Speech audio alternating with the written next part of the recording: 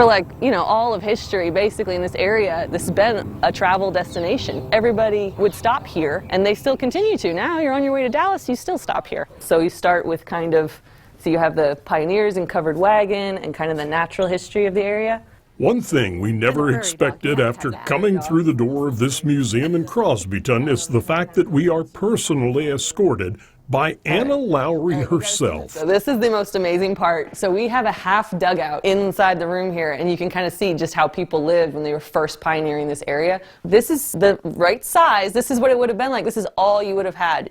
This would have been your whole home, everything you own, right out in the middle of nowhere. This is a real dirt floor because this dugout was actually made before the museum covered this area. Had history had its way, Anna would be considered royalty in these parts. So let me get this straight. You were raised in Maine, yes, but now you're the curator of this museum? Of the museum, yes, yes. So my great-great-grandparents are Hank and Elizabeth Smith, and they were the original pioneers of this entire huge area. Well, it's been said Crosbyton is the town Hank built. Hank Smith brought his wife to this rugged landscape, lived in a half dugout, and tamed the wilderness for an area to be settled the size of 10 counties. Anna's carefully curated collection tells the story of extreme hardship and determination. But it's that one photograph at the far end of the museum that this student of history loves to showcase. So if you come this way, I'll show you a picture of my great-grandmother. This is at Silver Falls. So this is her right here, Mary Magdalene Smith, and these are some of her sisters as well and some friends. And Silver Falls was just a really popular place to go for picnics and stuff like that. And you can see it was beautiful.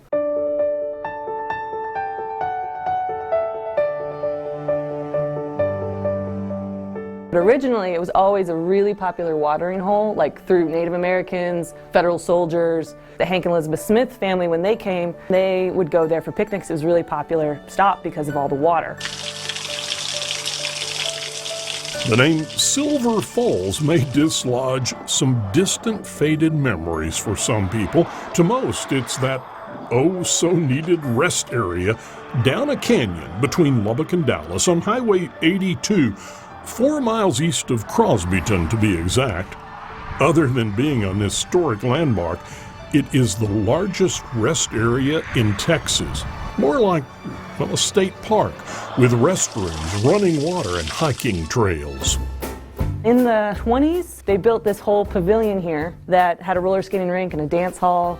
It just became like this whole destination. People would come from, like when Texas Tech first started, students would come out and they'd go out on the water and go do dances and stuff like that.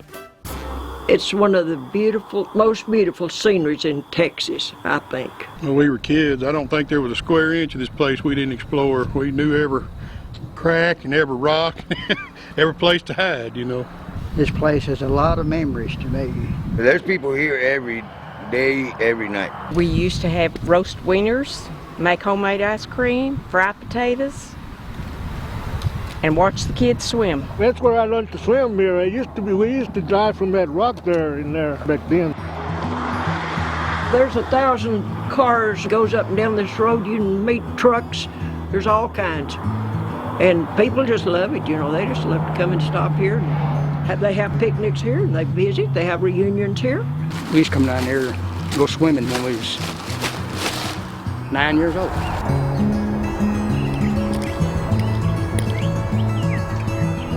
Some may find it odd that the #1 tourist destination in Crosby County is a rest stop.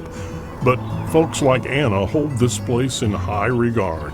Hallowed ground that has been a rest area and meeting place for thousands of years. I'm waiting on my grandson. He lives in Lubbock, and he's the county attorney of Dickens County. And I'm waiting on him and his wife. You know your great-great-grandfather was here. Yes, yes, they would have big family picnics. They would bring everybody here, yeah. Things like floods and farming upstream have changed the complexion of what was once called the freshwater fork of the Brazos River.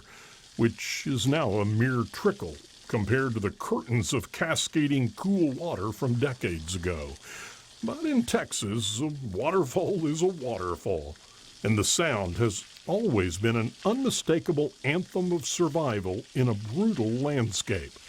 You can still fill your water from the old spring and take shelter from nature's fury, or simply sit and relive a place where so many memories linger. We just used to stop all the time. I lost my husband 18 months ago, and when we'd go to Lubbock, we'd stop here.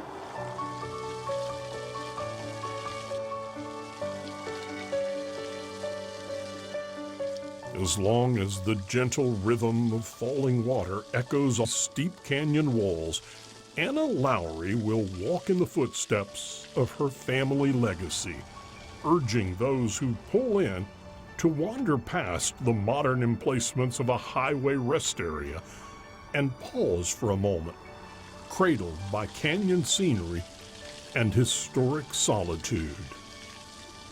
This place will always mean something to us, and we love it. And we always